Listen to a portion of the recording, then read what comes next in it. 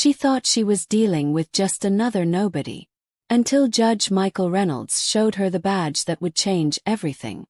It was a quiet morning in the small town of Fairmont, Texas. The sun had just begun to rise, and the sky was painted with soft orange and pink colors. Birds chirped, and a gentle breeze blew across the streets. Most people were still waking up. But Judge Michael Reynolds was already dressed and ready to begin his day. Michael wasn't like most important people. He didn't show off. He wore a simple gray blazer over a navy shirt.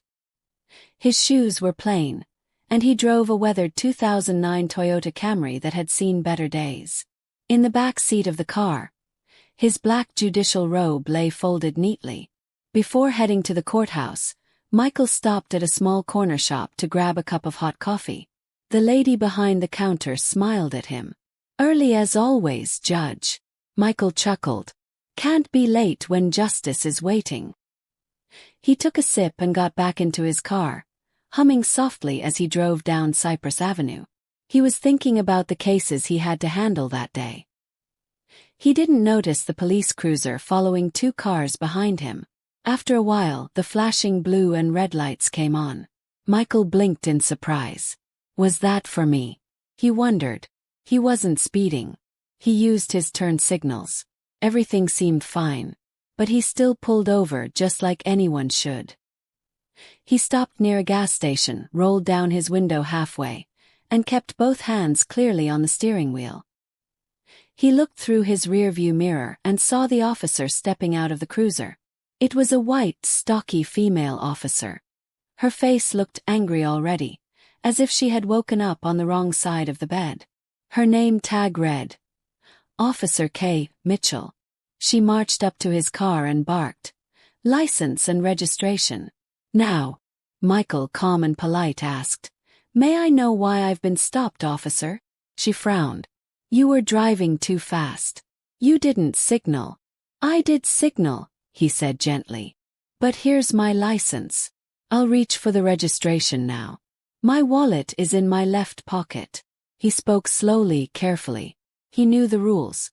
He knew it was better to be extra cautious. But Officer Mitchell didn't care. She wasn't really listening. Her face got redder as she stared at him like he was already guilty. As he reached slowly for his wallet, speaking every move out loud, she suddenly yanked his car door open. "Out!" she yelled. "Step out of the vehicle now." Michael didn't argue. He stepped out slowly, holding his wallet in one hand. And then slap. She slapped him. Hard. Right across the face. The sound was loud. A sharp crack that made a nearby gas station clerk drop his soda can. People who had been walking nearby turned their heads. Someone gasped. A woman shouted, "Hey! Did you just hit him?" Michael's face turned to the side from the slap. His cheek was turning red, and there was a small scratch from her ring. He didn't yell. He didn't raise his hands. He simply looked her in the eye and said quietly, "You just assaulted a sitting judge." Officer Mitchell rolled her eyes. "Yeah, right." But Michael reached into his blazer pocket and pulled out a gold badge. It shined in the morning light. The words engraved on it read, "Texas Supreme Court. Judge Michael Reynolds." The people nearby started murmuring. Some began recording with their phones. One man, a mechanic with oily hands and a kind face, pointed his phone camera and whispered, "This is not going to end well for her."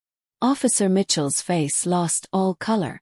Her eyes moved quickly, from the badge to the cameras to the crowd to Michael's steady, bruised face. Her hand hovered near her holster for a moment, unsure what to do. Michael didn't move. He stood tall, his calmness like a wall she couldn't break through. "You assaulted me," he said firmly. "In front of witnesses. In front of cameras." People were whispering now, angry and shocked. A man in a red cap called 911. "Yes, I'd like to report a police officer just hit a black man for no reason. He's a judge. A real judge." Within minutes, 2 more police cars arrived. Officers Ramirez and Saunders stepped out. They looked confused at first, until they saw who was standing there. Michael showed them his badge. "I am Judge Michael Reynolds of the Texas Supreme Court," he said. "This officer assaulted me during a routine traffic stop. She refused to tell me the reason, and then she struck me." Officer Ramirez looked stunned. "Sir Judge, I will take it from here." The gas station manager, a tall man with glasses, came out holding a USB stick. "I have it all on security camera. Every second." Officer Mitchell stood frozen. Her hands shook. She tried to speak, but no words came. A black SUV with government plates pulled up moments later. A tall man in a sharp uniform stepped out. His name was Lieutenant Vernon Reeves, head of internal affairs. He walked up to Michael. "Sir, are you all right?" Michael turned slightly, showing the red handprint swelling on his cheek. Lieutenant Reeves turned to Officer Mitchell and asked, "Is this true?" She mumbled. "He wasn't listening, he looked suspicious, he—" "Enough," Reeves said. "Give me your badge and your weapon. Now." "I didn't know he was a judge." "That's not the point," Reeves said sternly. "You don't treat anyone like that." Tears welled in Officer Mitchell's eyes. But Reeves didn't blink. She removed her badge and her gun, hands trembling, and handed them over. People cheered softly from the gas station lot. Michael stood still, not proud, not boastful, just strong. He knew something big had just happened. And this time justice had a witness. Officer Karen Mitchell's hands shook as she handed over her badge and gun. Her mouth was dry. Her heart raced. Everything she thought she could control had just slipped out of her hands. Lieutenant Vernon Reeves held her gaze. "You assaulted a Texas Supreme Court judge. You're lucky you're not in handcuffs right now." "But I didn't know," she stammered. "That's exactly the problem," Reeves cut in. "You didn't care to know." Officer Mitchell turned her face away, ashamed and confused. Around her, people were still recording. Every phone camera stayed pointed at her. The mechanic, Clarence Brooks, zoomed in slowly. The gas station owner stood still, holding the USB stick with the surveillance footage like it was gold. Judge Michael Reynolds remained calm. He wiped the tiny cut on his cheek with a handkerchief, but his eyes never left Mitchell. He wasn't angry, but he was firm. His silence was louder than any shouting. A few minutes later, Michael was gently guided into a patrol car, not as a suspect, but as a respected guest. He sat quietly in the back, holding his badge tightly. His phone buzzed in his pocket, calls, texts, emails, but he ignored them for now. At the police station, Lieutenant Reeves personally opened the door for him. "We'll take your full statement, Judge Reynolds. We're also sending the gas station footage straight to Internal Affairs and the district attorney." Michael nodded. "Good. I don't want special treatment. I just want the truth on record." Inside the station, a female officer handed him a cold bottle of water. She whispered, "I'm sorry that happened to you, sir." He gave her a nod of thanks. As Michael sat down in the interview room, the door opened. Clarence Brooks, the retired mechanic, stepped in, holding his phone. "Judge," he said, "I got the whole thing from my angle too. Don't worry, nobody's gonna twist this. I've already uploaded it." Michael took the phone and watched. The video showed it all clearly. How Mitchell barked orders, how she slapped him, how he revealed his badge. The gasps from the crowd. The panic in her eyes. Everything. Clarence stood tall, wiping his hands on his oily pants. "You stood strong back there. A lot of us. We wouldn't have been able to do that." Michael sighed. "I didn't want this to happen. But now that it has, I have to see it through." A few hours passed. The police station buzzed with quiet tension. In another room, Officer Mitchell sat behind a desk, staring at the wall. She had been suspended, without pay, and told to remain in town until further notice. Her eyes were swollen from crying. She wasn't used to losing control. She wasn't used to being on the other side. Meanwhile, outside the police station, something unexpected was happening. The videos were spreading. Thousands of people were watching them online. On social media, people were angry. But most of all, they were listening. How many times has this happened to someone without a badge? One person wrote under the video. This judge spoke calmly. He did nothing wrong. And still, he was hit. If he didn't have a title, would anyone believe him? News channels picked up the footage. Within hours, it was playing on every major network. Headlines flashed. Black Supreme Court judge slapped by police in traffic stop. I didn't know he was a judge, officer says after assault. Witnesses. She never even asked who he was. In homes across Texas and across the country, families watched in silence. Children asked questions. Parents didn't always have answers. At City Hall, the mayor of Fairmont called an emergency meeting. The attorney general was alerted. Civil rights groups sent letters demanding action. And the FBI quietly began to look into Officer Mitchell's past conduct. Back in the interview room, Michael finished his statement. He spoke clearly and carefully. His voice never rose. He didn't add drama. He just told the truth. When he was done, Lieutenant Reeves came back in. We verified your account, Judge Reynolds. The footage matches everything you said. Officer Mitchell's conduct was completely out of line. The mayor wants to speak with you. So does the Attorney General. And someone from the Department of Justice might be calling soon. Michael frowned slightly. I'm not here for photo ops. Reeves nodded. I know. But people are listening to you now. A lot of them. You've become something bigger than just this case. Michael sat back in his chair. His cheek was still red and sore, but his heart was steady. He reached into his pocket and pulled out a small note from his wallet. It was old and worn. It read, "Your dignity is not what others give you. It's what you never let them take." His father had written that years ago. Michael had carried it ever since. Let them listen, Michael said quietly. But what I want is justice. Not just for me. For everyone like me. Lieutenant Reeves gave a slow, respectful nod. Then let's make sure it happens. By evening, Judge Michael Reynolds' name was everywhere. The videos from the gas station had gone viral. Faster than anyone expected.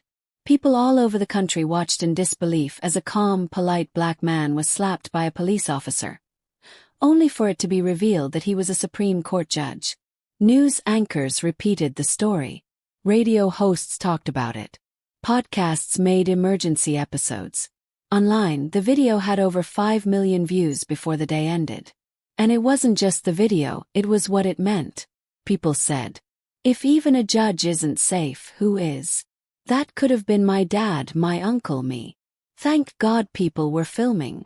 Michael sat alone in a quiet room at the police station, holding Clarence's video on his phone. He had watched it only once, but it played again and again in his mind. The slap, the sting, the shock, the crowd, the courage it took to stand still. His cheeks still throbbed, but his heart was heavier. Lieutenant Reeves knocked gently and stepped inside. Judge, we've set up a press area outside. The mayor is asking if you'd like to speak. Michael looked at him. I don't want to be the center of attention. I want accountability. Reeves gave a soft smile. Sometimes speaking helps others who can't. Michael nodded slowly. Outside, a crowd had gathered. Reporters, families, activists, students, elderly folks, Black, Hispanic, Asian, people of every kind. Some carried signs. Justice for all. Being black is not a crime. We believe you, Judge Reynolds. When Michael stepped outside, a hush fell. He walked to the microphone slowly. His old gray blazer wrinkled from the long day. His face was bruised, but he stood tall. He looked into the cameras and said, in a clear voice, what happened to me today could have happened to anyone who looks like me. And that's the real problem. My badge should never be the reason someone regrets hurting me. My humanity should have been enough. The crowd murmured with emotion. I didn't raise my voice. I didn't break the law. Followed every rule. But I was still treated like a threat. He paused. There are so many people, men, women, even children, who don't have cameras watching, who don't wear a badge, who don't get believed. Today I speak not just for myself but for them. People clapped quietly. Some cried. That night, Michael went home to his small house with the blue shutters. He didn't sleep. His phone kept buzzing with messages from across the country. One message stood out. It was from a young black woman in Georgia. She wrote, "Dear Judge Reynolds, I watched your video with my mom. I've always wanted to be a lawyer, but I was scared people wouldn't take me seriously. But you made me believe it's possible. Thank you for being strong." Michael's eyes filled with tears. He took a deep breath and replied, "Dear future lawyer, you will be taken seriously. Because your voice matters. I'm proud of you already. Keep going. Judge Amar." The next morning, newspapers everywhere had Michael's photo on the front page. Not just because of what happened but because of how he handled it. The Texas Attorney General called and assured him there would be a full investigation. The Department of Justice confirmed they were looking into Officer Mitchell's background. It turned out this wasn't her first complaint, but it was the first one with proof this strong. Back in Fairmont, the mayor invited Michael to meet. She offered an apology and promised change. Michael listened, but he wasn't interested in empty promises. "What I want," he said, "is training, reform, and accountability. Don't just say sorry, fix the system." The mayor nodded. "We will. Starting today." Soon, civil rights groups began using Michael's story as part of a bigger movement. Schools invited him to speak. Churches held candlelight vigils. Law students asked him to mentor them. But Michael stayed grounded. He didn't want to be a hero. He just wanted fairness. One afternoon, he visited Clarence Brooks, the retired mechanic who had filmed the whole thing. Clarence opened the door, surprised. "Judge, what are you doing here?" Michael smiled. "Wanted to thank you. You helped protect the truth." Clarence chuckled. "I just did what was right. You're the one who stood tall." They sat outside under a tree, sipping lemonade. "Funny," Clarence said, "how life puts people in the right place at the right time." Michael nodded. "Sometimes, the worst moments show us our purpose." They looked up at the sky. It was quiet again in Fairmont. But something had changed. People were watching, listening, looking. And most importantly, they were starting to believe. Weeks passed, but the memory of that morning stayed fresh in everyone's mind. The video of Officer Karen Mitchell slapping Judge Michael Reynolds still spread, still sparked new conversations. And now, it was time for justice to be decided in court. The courthouse was packed. Reporters lined the steps. Cameras flashed. Protesters and supporters stood outside holding signs. Everyone was waiting to see what would happen to the officer who thought she was above the law. Inside, the courtroom was quiet, but tense. Judge Reynolds sat at the front, not behind the bench where he usually worked, but on the witness stand, ready to testify. Karen Mitchell sat beside her lawyer, eyes down, her uniform replaced with a plain brown suit. She looked smaller now, unsure. Not proud, not powerful, just afraid. The prosecutor stood. He was strong and clear. "Ladies and gentlemen, this is not just about a slap. This is about abuse of power. About what happens when someone in uniform forgets that the people they serve are still people." He played the video again in court. Everyone watched. No one spoke. The slap echoed in the room. Michael's calm voice followed. "You just assaulted a sitting judge." The jury looked stunned. Some of them shifted uncomfortably. A woman wiped her eyes. When it was Michael's turn to speak, he walked to the stand slowly. He held his head high. "I didn't want this to become a big case," he said. "I didn't want to be a headline. But what happened to me happens to people every day. And they don't all have badges. They don't all get justice." He paused. "I followed every rule. I spoke kindly. I obeyed every command. And still I was treated like a criminal. Not because of what I did, but because of how I look." He looked straight at Officer Mitchell. "You didn't know I was a judge. But that's not the point. You shouldn't need a title to treat someone with respect." The room was silent. Everyone was listening, deeply. Mitchell's lawyer tried to defend her. "She was scared," he said. "The moment got out of control. She didn't mean to hurt him." But the jury had seen the video. They had seen her face, her anger, her carelessness. They had seen the crowd, the badge, the truth. In less than 2 hours, the jury returned. Guilty. Karen Mitchell was found guilty of battery, abuse of power, and violating civil rights. She didn't cry. She just sat still, her world crashing down around her. Outside, the crowd erupted. Some cheered. Some clapped. Some just stood still, letting the moment sink in. Michael stepped outside with Lieutenant Reeves at his side. Reporters rushed toward him. "Judge Reynolds, do you have anything to say?" one asked. Michael nodded and stepped toward the microphones. "Today was not just about me. It was about what we stand for, what we allow, what we protect." He looked around at the faces in the crowd, young and old, different shades and stories, but all watching with hope. This wasn't about race alone. It was about dignity, about the idea that no one, no matter their job, their badge, or their anger, has the right to harm someone just because they can.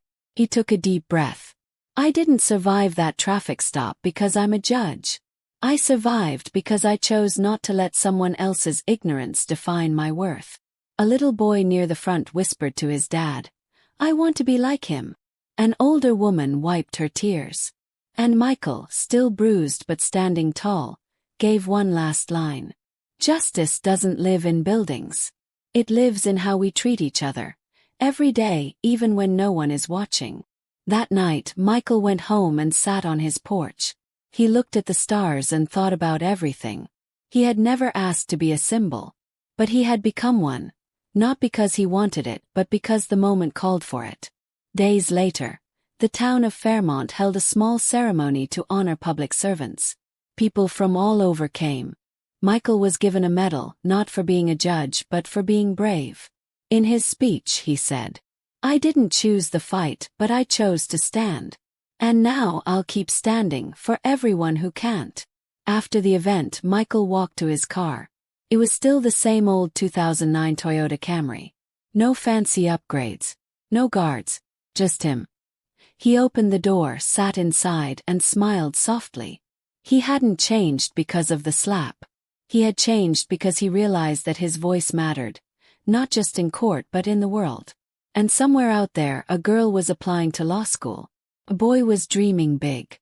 A town was learning to do better. All because one man refused to back down. And justice finally stood up.